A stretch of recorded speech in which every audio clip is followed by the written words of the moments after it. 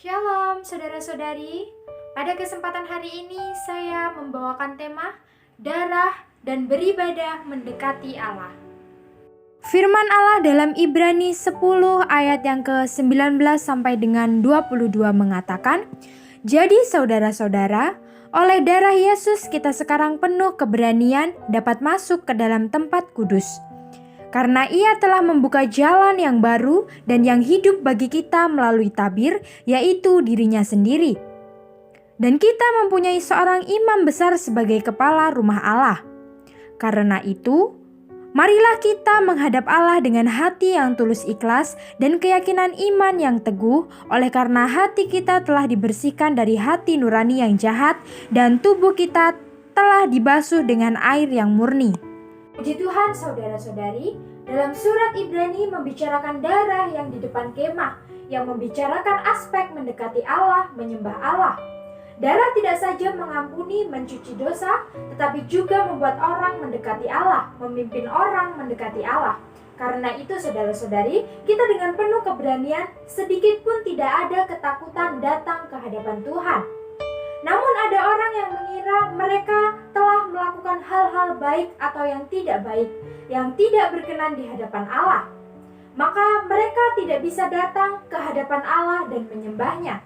Tetapi perbuatan baik atau buruk tidak sama sekali ada hubungannya dengan kita datang mendekati Allah. Pengetahuan Alkitab yang baik, pengalaman rohani yang dalam, perbuatan amal baik sekalipun tidak bisa membuat kita lebih layak datang menyembah Allah. Dalam Ibrani 10 ayat yang ke-19 mengatakan, "Oleh darah Yesus kita sekarang penuh keberanian dapat masuk ke dalam tempat kudus." Saudara-saudari, ayat ini memberitahu kita datang ke hadapan Allah bukan bersandar hal lain, melainkan bersandar darah Tuhan Yesus Kristus. Hanya darah Yesus Kristus yang mampu membuat Anda mendekati Allah. Bukan bersandar baik buruk kita, harus bersandar darah baru kita bisa datang menyembah. Kalau tidak ada darah, tidak bisa menyembah. Setiap orang yang datang ke hadapan Allah perlu darah, perlu pembasuhan darah. Jika tidak, penyembahannya tidak mungkin diperkenan Allah. Itulah yang disebut beribadah.